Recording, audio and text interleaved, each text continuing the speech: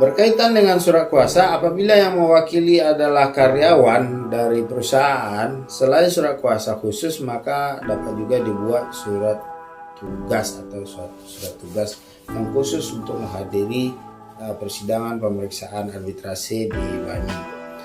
Selanjutnya kita coba telah tentang permohonan arbitrase. Apa saja komponen atau item-item yang ada di dalam permohonan. Yang pertama, nama dan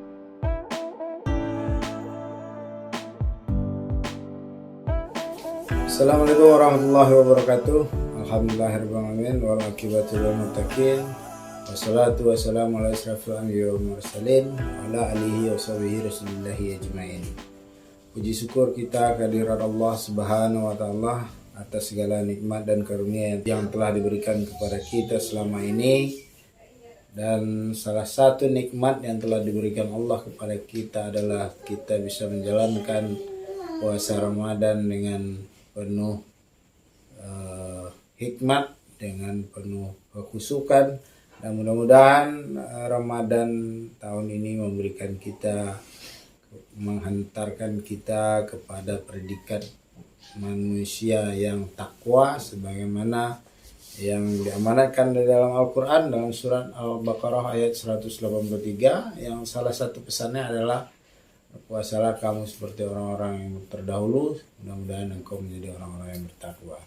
Nah,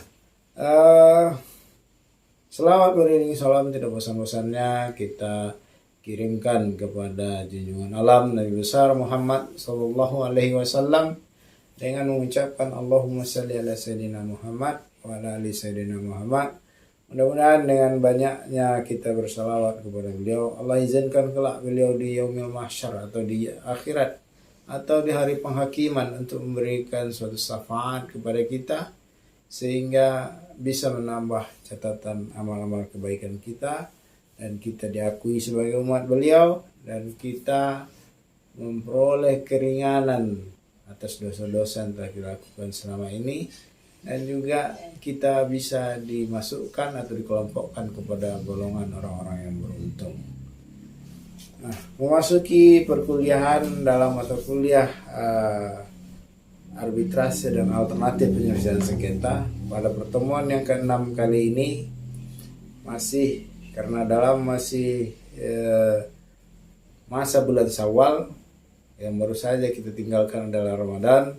Maka melalui video ini juga saya sampaikan kepada saudara-saudari sekalian, mohon maaf lahir dan batin, taqabbalallahu minna wa minkum, taqabbal ya karim. Dan mudah-mudahan kita menjadi insan yang bertakwa dan juga kita luput dari dosa-dosa yang telah kita lakukan selama ini dengan saling memaafkan antara satu sama lain. Maka tidak ada salahnya melalui video ini juga saya sampaikan mohon maaf lahir dan batin atas nama pribadi dan keluarga dan atas nama dosen pengampu mata kuliah yang mungkin dalam perkuliahan selama ini ada kesalahan-kesalahan yang saya lakukan ataupun yang saudara-saudari lakukan baik sengaja maupun tidak sengaja. Dan adapun saudara-saudari selama kita bermuamalah atau bersosialisasi dalam perkuliahan terlebih dahulu sudah saya maafkan. Masuki materi pada pertemuan yang ke-6 ini kita akan membahas tentang prosedur arbitrase atau dalam hal ini juga dikenal dengan istilah teknik berarbitrase atau juga dalam lapangan hukum acara perdata sering kita kenal dengan hukum acara perdata. Nah, kalau di dalam arbitrase dikenal dengan istilah teknik berarbitrase atau boleh juga disebut dengan istilah hukum acaranya arbitrase. Nah, seperti apa hukum acaranya arbitrase? Apa yang akan dibahas dalam pertemuan kali ini akan saya jelaskan. Di sini sudah ada 36 slide yang sudah saya susun, saya presentasikan kepada saudara-saudari sekalian di dalam nanti juga dalam akun Sikuli akan saya upload bagaimana bentuk teknik atau prosedur berarbitrase. Nah, saya mungkin tidak akan menjelaskan secara detail apa di antara ke-36 tersebut, tetapi saya akan berusaha secara maksimal untuk memberikan suatu pemahaman materi yang komprehensif kepada saudara-saudari sekalian, sehingga materi ini bisa dapat dengan mudah dimengerti dan dipahami, sehingga bisa aplikatif dalam kehidupan saudara-saudari sekalian. Nah, pertama kita lihat dari hubungan para pihak.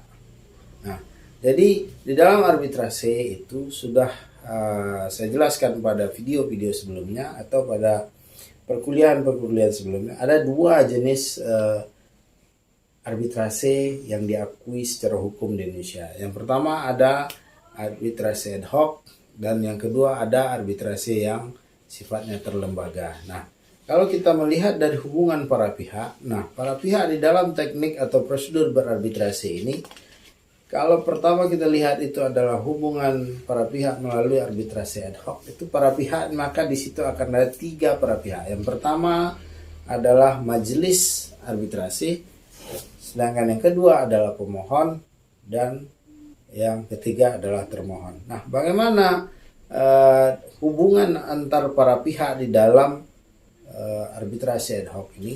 Nah, ketika terjadi penunjukan arbitrase atau arbiter ad hoc oleh salah satu pihak yang bersengketa dengan mengajukan suatu permohonan atau melalui penunjukan melalui ketua pengadilan negeri, maka majelis atau arbiter yang diminta tersebut mengajukan atau menyampaikan pemberitahuan kepada termohon. Nah, ketika termohon juga telah menunjuk nanti salah satu arbiter melalui pengadilan negeri atau langsung kepada arbiter yang lain.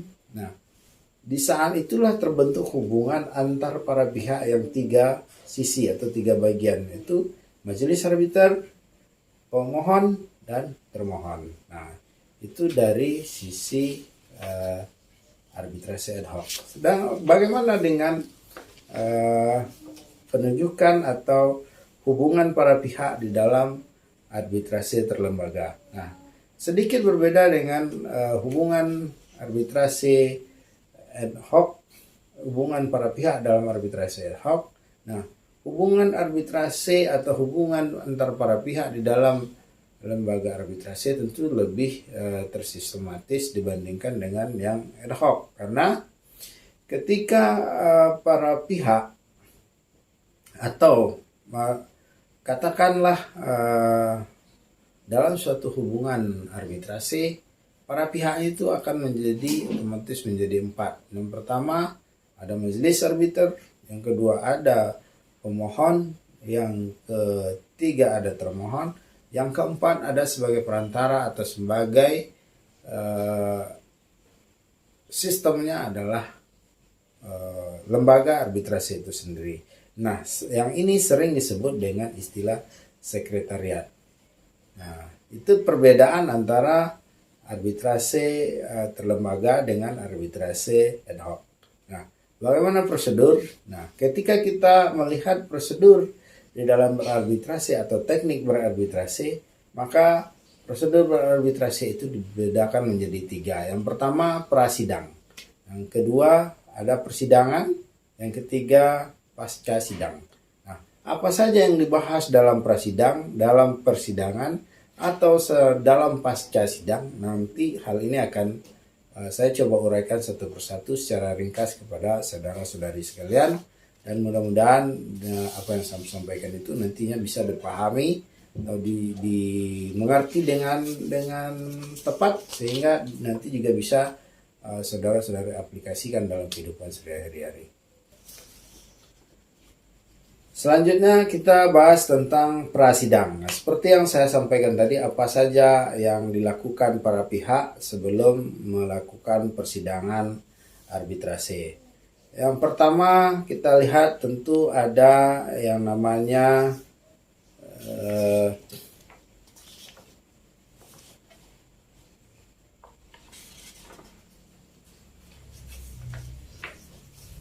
yang pertama ada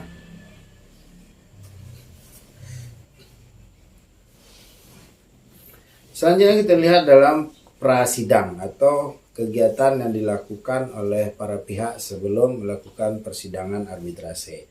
Yang pertama ada notice of arbitration, artinya ada pemberitahuan arbitrase.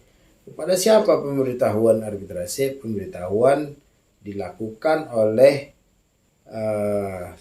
atau permintaan arbitrase ini dilakukan oleh pemohon kepada arbiter yang bersangkutan atau melalui lembaga arbitrase jika arbitrase yang dipakai itu adalah arbitrase yang terlembaga. Langkah selanjutnya adalah melakukan penunjukan anggota majelis. Nah, ketika pemohon sudah mengajukan penunjukan arbitrase melalui lembaga arbitrase, maka selanjutnya arbiter atau lembaga arbitrase yang ada juga akan memberitahukan kepada para pihak yang menjadi termohon dalam perkara ini untuk tentang adanya suatu pengajuan penyelesaian sengketa melalui arbitrase. Nah, arbiter ini juga akan memberitahukan atau sekretariat arbitrase akan memberitahukan kepada termohon dan selanjutnya termohon dapat mengajukan penunjukan arbiter sehingga akan terjadi dua arbiter yang saling berbeda dalam perkara tersebut. Nah, bagaimana nanti penunjukan ketua majelis? Karena sebagaimana kita ketahui majelis arbiter itu mesti harus ada dalam jumlah ganjil. Artinya ada 1 arbiter tunggal atau 3 majelis atau 5 majelis.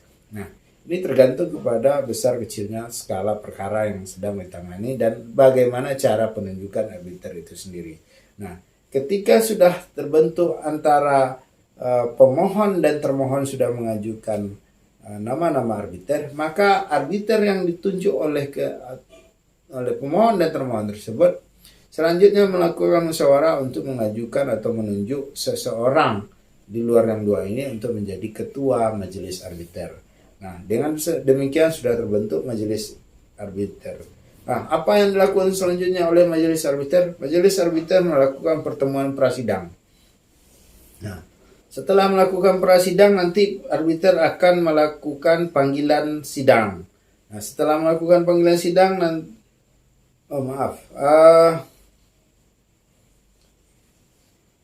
setelah pertemuan prasidang nanti arbiter akan menyampaikan atau lembaga arbitrase itu sendiri akan menyampaikan kepada para pihak untuk melakukan pembayaran biaya arbitrase atau biasa disebut juga dengan arbitration cost. Nah, ini pembayaran perlu dilakukan. Kenapa perlu dilakukan? Karena untuk melaksanakan proses persidangan arbitrase itu sendiri membutuhkan biaya. Biayanya seperti apa? Ada biaya sekretariat, ada biaya gedung, ada biaya tempat persidangan, ada biaya pemeriksaan berkas, ini segala macam tentu menimbulkan biaya. Nah, maka setelah majelis arbiter terbentuk atau setelah majelis arbitrase terbentuk,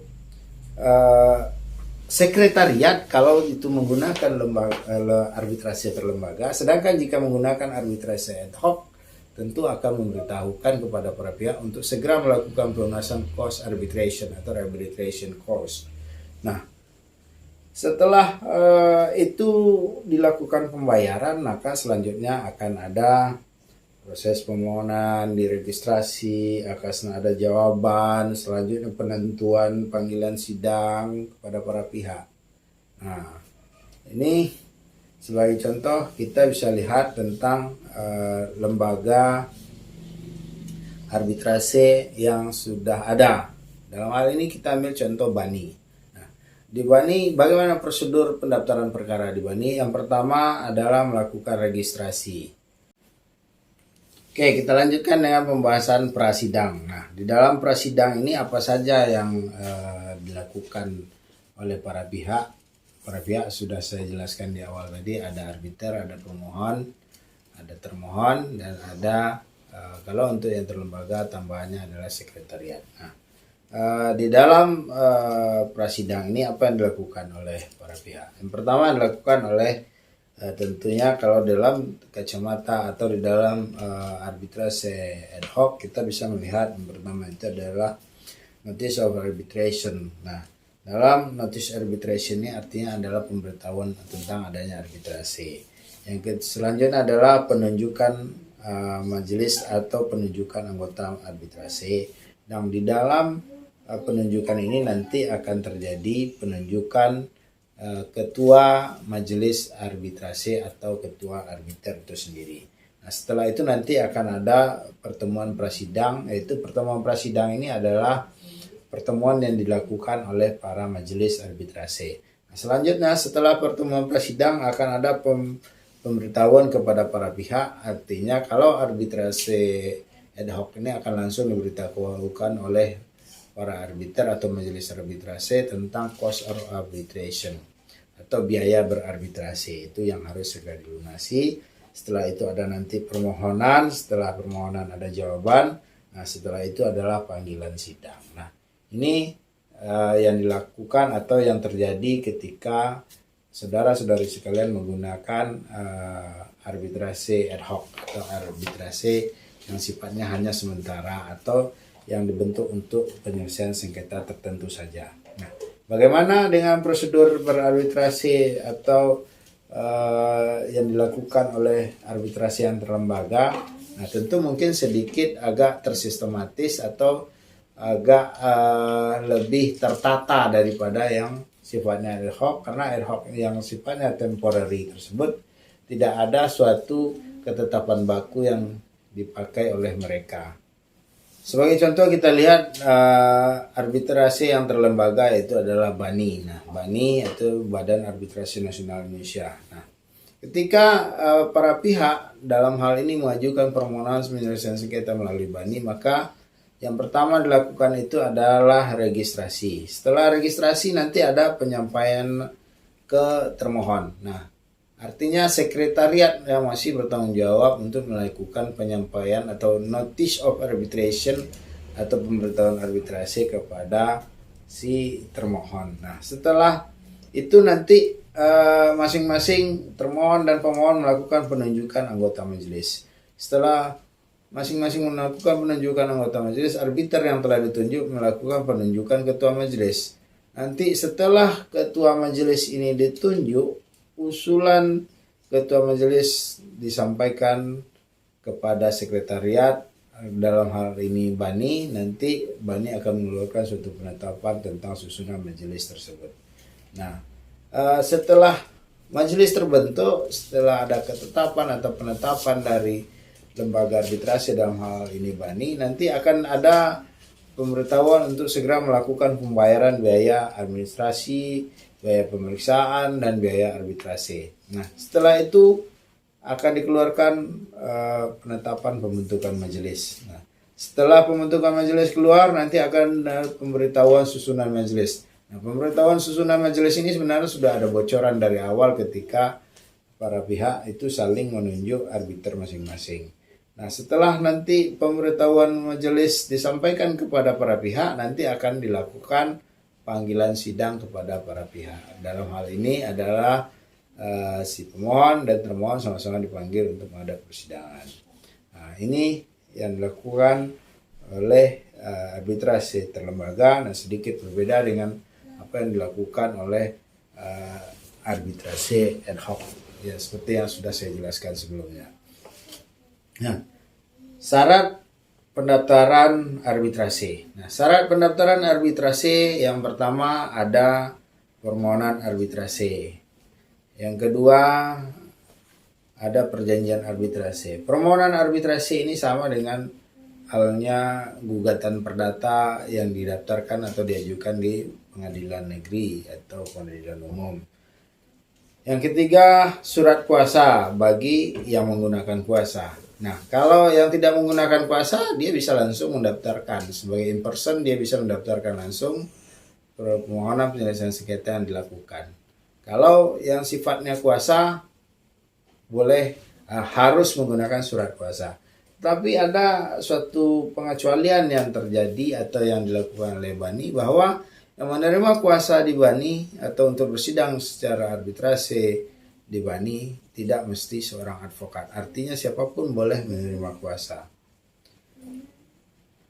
Yang keempat ada surat penunjukan arbiter. Artinya para pihak sudah dalam hal ini si pemohon sudah mempersiapkan terlebih dahulu tentang surat penunjukan arbiter yang mereka inginkan. Yang selanjutnya membayar registrasi. Kalau sekarang biaya berarbitrasi untuk registrasinya saja di BANI itu sebesar lebih kurang 3 juta rupiah. Dan mengisi formulir pendaftaran yang telah disediakan, semua dokumen dibuat lengkap 5 dan bukti dimateraikan di kantor pos. Selanjutnya kita lihat dari sisi surat kuasa. Surat kuasa seperti yang sudah saya jelaskan tadi bahwa tidak ada keharusan untuk si penerima kuasa bersidang di arbitrasi BANI adalah seorang advokat. Artinya siapa saja bisa untuk bersidang di BANI. Surat kuasa yang dibuat harus surat kuasa khusus yang menegaskan bahwa pemberi kuasa memberikan kuasa kepada penerima kuasa untuk menyelesaikan sengketa yang terjadi sehubungan dengan suatu perjanjian ke arbitrasi di BANI. Walaupun tidak ada suatu keharusan seorang advokat yang berhak atau bisa menerima kuasa di BANI, tentu akan lebih baik memberikan kuasa tersebut kepada orang yang memang ahli atau atau memang orang yang memang mengetahui atau memang sudah profesinya sebagai seorang penerima kuasa, sehingga dia akan lebih profesional dalam memberikan suatu advice atau suatu pelayanan. Berkaitan dengan surat kuasa, apabila yang mewakili adalah karyawan dari perusahaan, selain surat kuasa khusus maka dapat juga dibuat surat tugas atau surat tugas yang khusus untuk menghadiri persidangan pemeriksaan arbitrasi di BANI. Selanjutnya kita coba telah tentang permohonan arbitrasi. Apa saja komponen atau item-item yang ada di dalam permohonan. Yang pertama, nama dan alamat para pihak. Yang kedua, ada keterangan tentang fakta-fakta yang mendukung permohonan arbitrasi.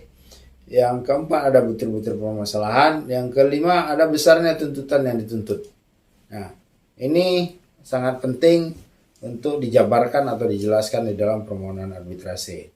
Identitas para pihak kita lihat seperti apa. Apakah pemohon menyebutkan identitasnya selengkap mungkin, dimulai dari nama badan hukumnya, jika badan hukum. Kalau tidak, orang perorangan cukup menuliskan nama lengkap seseorang tersebut, alamat, direktur utama selaku yang mewakili, dan nama kuasa serta alamat kuasanya jika dikuasakan. Selanjutnya menyebutkan identitas termohon selengkap mungkin, setidak-tidaknya nama badan hukumnya jika dia badan hukum atau nama orang perorangan, dan alamat serta telepon dan email jika ada. Nah, ini sifatnya opsional. Telepon atau email sifatnya opsional, tetapi alamat juga harus jelas. Karena hal ini akan berkaitan dengan pemberitahuan arbitrasi kepada si termohon. Selanjutnya ada posita. Nah, posita ini harus menguraikan dasar kewenangan BANI. Kenapa harus BANI yang melakukan persidangan itu? Nah, ini harus dijelaskan. Menguraikan hubungan hukum antara pemohon dan termohon. Menguraikan kronologis terjadinya sengketa. Menguraikan kerugian yang timbul akibat sengketa tersebut secara terperinci. Artinya di dalam posita ini memang benar-benar harus jelas apa yang diajukan. Selanjutnya ada petitum. Nah, petitum pertama harus menegaskan apa yang terdapat dalam sengketa dengan mengajukan tuntutan yang diminta. Yang kedua, semua yang diminta dalam petitum harus ada uraiannya dalam posita dan mempunyai keterkaitan antara posita dan petitum. Ketiga, meminta agar majelis memutus berdasarkan keadilan dan kepatutan. Ini ex aequo ex bono. Ini jika diinginkan, artinya sifatnya hanya opsional.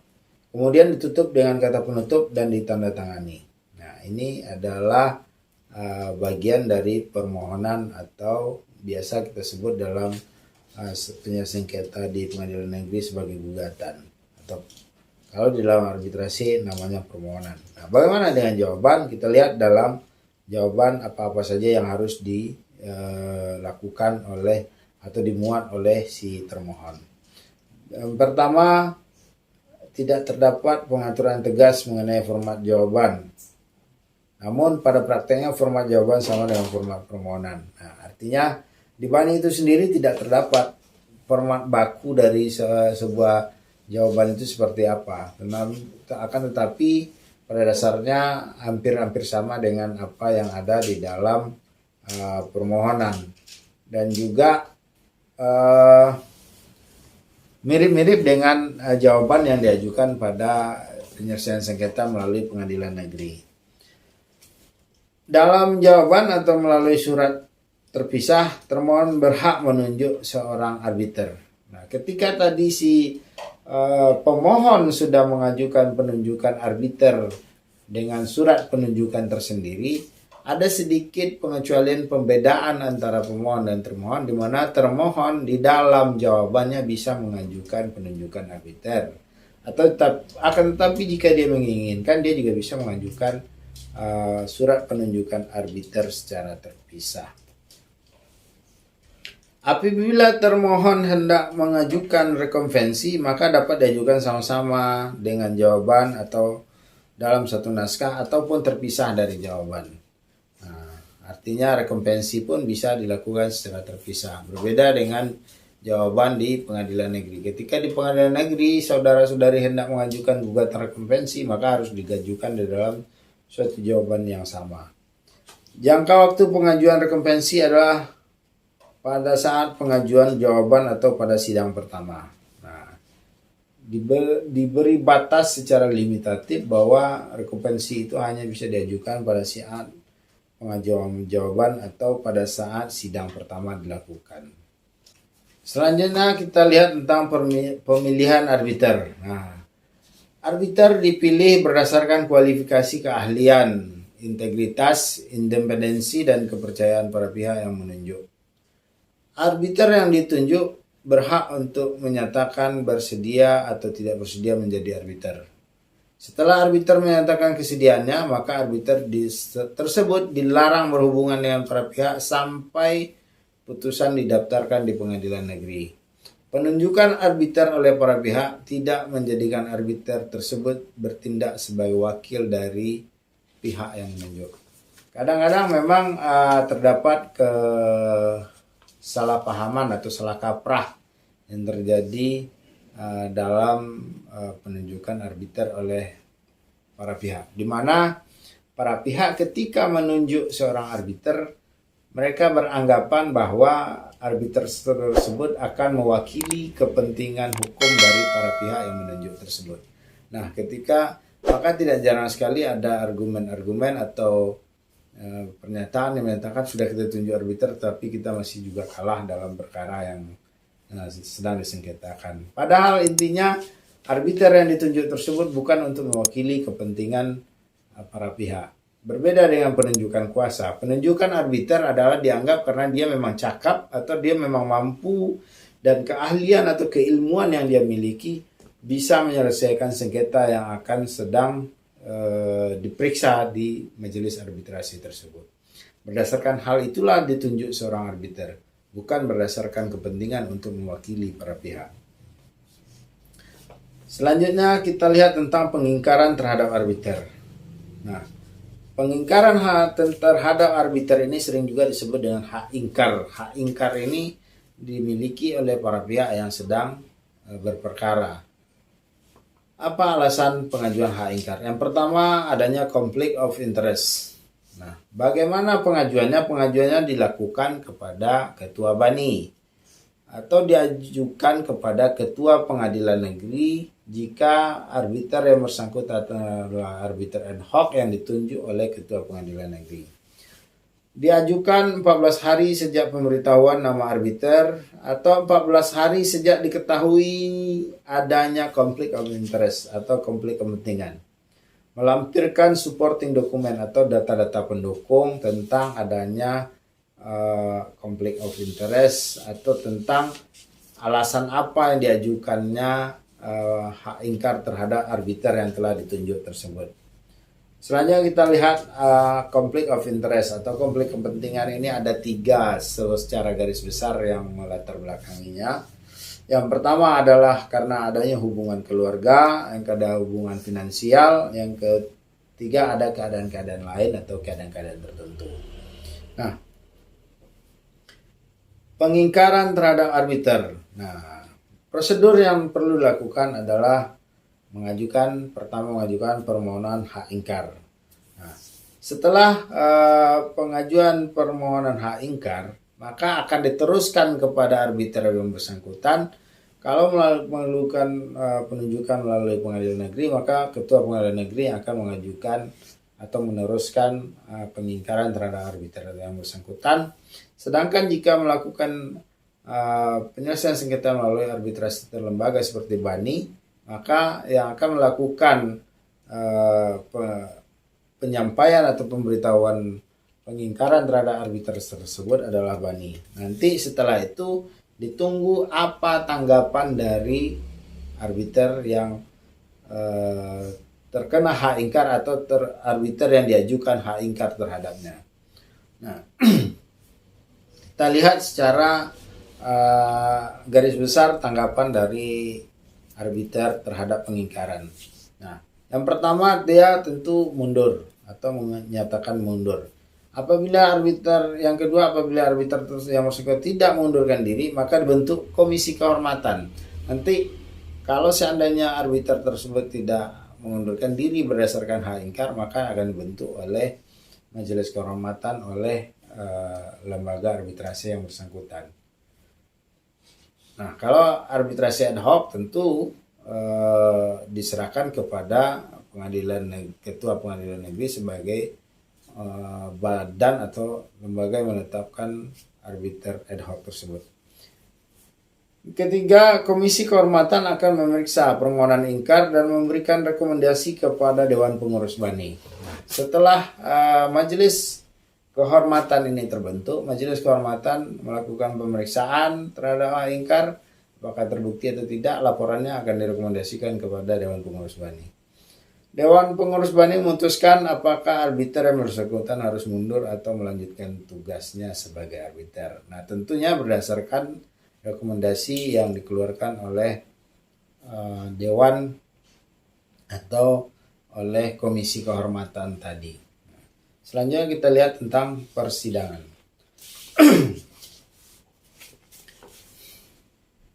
Nah, persidangan di dalam proses BANI ini hanya dijadwalkan atau dapat dijadwalkan beberapa kali. Yang pertama itu sidang ke-1 atau sidang pertama, itu biasanya adalah perkenalan dan penjadwalan. Yang kedua setelah itu ada replik duplik jika ada. Jikapun tidak ada, maka akan melanjutkan. Jikapun ada, maka akan diajukan melalui sifatnya elektronik, tidak melalui tatap muka atau seperti yang dilakukan dalam persidangan pada pengadilan negeri. Yang ketiga, kedua ada sidang kedua. Nah, sidang kedua ini akan dilakukan paparan dan klarifikasi masing-masing para pihak.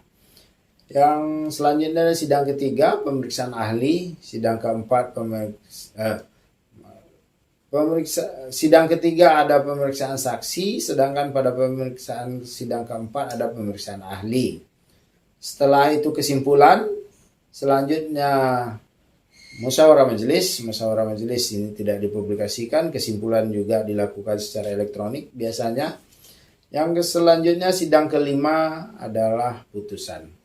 Nah, artinya secara bertahap di BANI itu dalam proses penyelesaian sengketa hanya dilakukan 5 kali persidangan. Nah, bagaimana dengan upaya penyelesaian secara damai? Sama dengan halnya ketika saudara-saudari bersidang pada pengadilan negeri, maka setiap pembukaan sidang, majelis hakim terlebih pada persidangan pertama akan melakukan atau menyarankan untuk melakukan mediasi dengan suatu perintah atau penetapan dari majelis. Begitu juga di dalam arbitrasi. Ketika persidangan pertama, maka dianjurkan pada para pihak untuk melakukan mediasi. Apabila pihak-pihak mencapai suatu kesepakatan perdamaian, maka perdamaian tersebut akan dituangkan dalam putusan. Artinya hanya sidang pertama mediasi berhasil, selanjutnya dibuatkan dalam suatu putusan atau dituangkan dalam suatu putusan. Hal ini mirip dengan akta pendadingnya pengadilan. Apabila upaya perdamaian tidak berhasil, maka proses pemeriksaan arbitrasi akan dilanjutkan. Tetapi nanti pada setiap pembukaan persidangan juga akan diajukan atau ditanyakan oleh majelis arbitrasi apakah sudah ada perdamaian atau belum. Nah, apabila para pihak sepakat untuk menempuh upaya damai, maka para pihak harus menentukan prosedur perdamaian yang diinginkan. Nah, jadi di dalam proses arbitrasi maka ada namanya negosiasi atau mediasi. Ini adalah prosedur perdamaian yang bisa dipilih oleh para pihak. Apabila dipilih upaya negosiasi langsung, maka majelis akan menetapkan jangka waktu proses negosiasi tersebut dan hasil dari negosiasi harus dilaporkan kepada majelis. Jangka waktu tersebut dapat diperpanjang jika dibutuhkan. Apabila dipilih upaya mediasi, maka para pihak harus menentukan siapa yang menjadi mediator, bisa mediator independen atau majelis. Apabila dipilih mediator independen, maka majelis akan menetapkan jangka waktu proses mediasi tersebut dan hasil dari mediasi harus dilaporkan kepada majelis. Maka apabila majelis yang dipilih sebagai mediator, maka majelis menentukan jadwal mediasi. Sama dengan tahap proses melakukan upaya perdamaian secara negosiasi. Selanjutnya kita lihat tentang hari sidang. Nah, hari sidang yang pertama, sidang pertama pengecekan surat kuasa, pengecekan kelengkapan dokumen, penawaran mediasi. Penawaran mediasi setiap persidangan dilakukan seperti yang sudah saya jelaskan tadi. Yang kedua, selanjutnya ada penjadwalan. Sidang kedua, klarifikasi para pihak, presentasi dari para pihak, klarifikasi antar para pihak, klarifikasi dari majelis, dan penawaran saksi. Selanjutnya ada putusan sela. Putusan sela ini menentukan apakah majelis arbitrasi berwenang memeriksa atau tidak. Permohon dan memutuskan atau memberikan putusan sela terkait permohonan provisi yang diajukan oleh pemohon dan masalah sita jaminan atau eksepsi lainnya. Ini dilakukan dalam pemeriksaan sela. Dalam putusan sela maksudnya. Pemeriksaan saksi atau ahli. Para pihak diberi kesempatan untuk mengajukan saksi fakta ataupun ahli. Jumlah saksi ahli yang diajukan dibatasi oleh majelis dengan kesepakatan para pihak. Artinya saksi memang ada pembatasan yang dilakukan oleh majelis. Tentunya majelis akan beranggapan saksi-saksi yang sangat berkompeten untuk kejelasan duduk perkara tersebut. Akan tetapi dalam pembatasan itu juga melibatkan para pihak dengan artinya ada kesepakatan para pihak. Jumlah saksi, majelis dapat memerintahkan agar saksi atau ahli yang dihadirkan terlebih dahulu menyampaikan keterangan tertulis dan CV yang bersangkutan. Artinya saksi juga dapat memberikan keterangan secara tertulis. Juga demikian dengan saksi ahli. Majelis dapat jika diperlukan menghadirkan saksi atau ahli guna kepentingan pemeriksaan. Artinya ketika saksi atau ahli sudah membuat suatu keterangan tertulis, maka majelis dapat memeriksa keterangan tertulis tersebut. Tetapi jika majelis berpandangan saksi ini harus dihadirkan atau ahli ini harus dihadirkan ke majelis persidangan, maka akan dilakukan pemeriksaan secara langsung terhadap saksi atau ahli tersebut. Pemeriksaan setempat. Di dalam arbitrasi juga dikenal yang namanya pemeriksaan setempat atau yang di dalam pengadilan negeri sering disebut dengan istilah place of name atau sidang di tempat. Nah, apabila akan dibutuhkan pemeriksaan setempat, majelis melalui sekretaris akan menyampaikan pemberitahuan kepada sekretariat Bani. Sekretariat Bani akan menagihkan kepada para pihak biaya-biaya dari pemeriksaan setempat tersebut. Pemeriksaan setempat tidak akan dilakukan sebelum biaya-biaya tersebut dilunasi oleh para pihak. Nah, selanjutnya ada tentang verifikasi bukti. Majelis menetapkan batas akhir penyampaian bukti-bukti tertulis Majelis dapat meminta agar terhadap bukti-bukti yang diajukan dilakukan verifikasi. Artinya ada verifikasi terhadap bukti-bukti dari yang diajukan oleh para pihak yang sedang bersengketa. Yang selanjutnya adalah penutupan persidangan. Nah, di dalam penutupan persidangan itu ada namanya closing statement atau biasa juga disebutkan atau dapat dikatakan sebagai kata penutup. Setelah itu nanti ada kesimpulan. Nah, setelah selesai persidangan, nanti putusan arbitrasi apa saja yang harus dimuat di dalam putusan arbitrasi tersebut. Nah, yang pertama, putusan arbitrasi harus memuat kepala putusan yang berbunyi, demi keadilan berdasarkan ketuhanan yang Maha Esa. Ini kita kenal dengan hira-hiranya putusan pada pengadilan negeri atau pengadilan umum. Yang kedua, ada nama lengkap dan alamat para pihak. Yang ketiga, ada uraian singkat sengketa, pendirian para pihak, nama lengkap dan alamat arbiter, pertimbangan dan kesimpulan arbiter atau majelis arbitrasi mengenai keseluruhan sengketa, pendapat tiap-tiap arbiter dalam hal terdapat perbedaan pendapat dalam majelis arbitrasi. Hal ini kita kenal dengan dissenting opinion di dalam putusan pengadilan negeri atau pengadilan umum. Tempat dan tanggal putusan, tanda tangan arbiter atau majelis arbiter. Selanjutnya putusan arbitrasi, kita lihat apa ketentuan atau apa yang dijelaskan dalam putusan arbitrasi.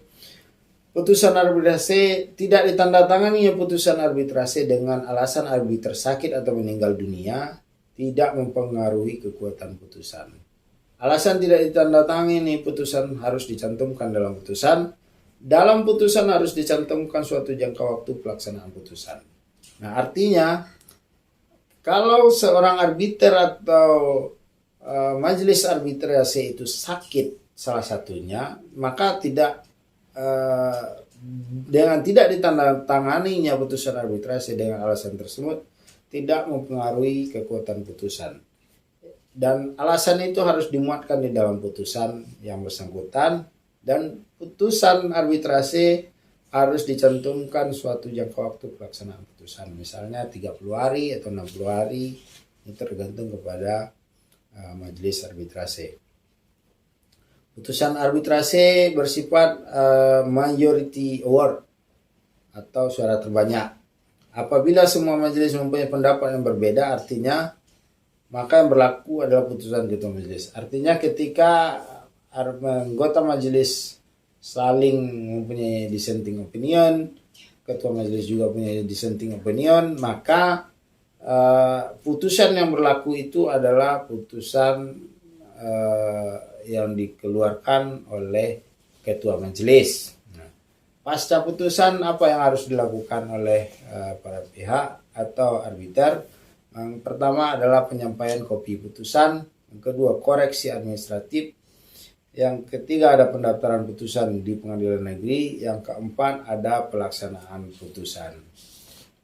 Oke, demikian materi perkuliahan kita dalam mata kuliah arbitrasi dan alternatif penyelesaian sengketa pada pertemuan yang ke-6 ini. Mudah-mudahan apa yang disampaikan ini ada manfaatnya bagi saudara-saudara sekalian dan juga kepada sahabat-sahabat YouTube sekalian atau YouTuber sekalian. Mudah-mudahan ini ada memberikan sedikit manfaat ataupun menambah khasanah ilmu pengetahuan sahabat-sahabat sekalian, khususnya di dalam hal penyelesaian sengketa.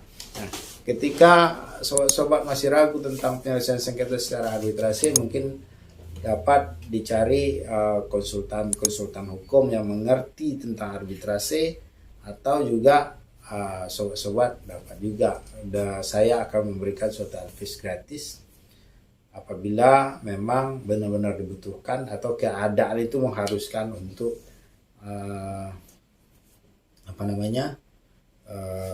memberikan suatu pelayanan gratis kepada sobat-sobat sekalian. Untuk mendapatkan kontak saya, nomor handphone saya, nanti saudara atau sobat-sobat sekalian bisa inbox melalui akun Facebook saya, Gusri Putra Dodi, atau juga bisa dengan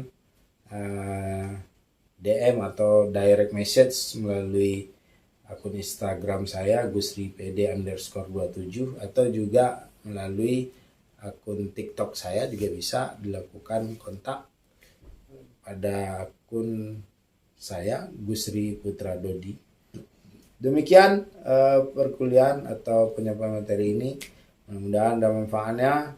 Lebih dan kurang mohon maaf karena apa yang saya sampaikan ini bukanlah suatu kebenaran mutlak. Silahkan nanti dicari referensi pembeda atau perbandingan-perbandingan di dalam ilmu arbitrasi lainnya.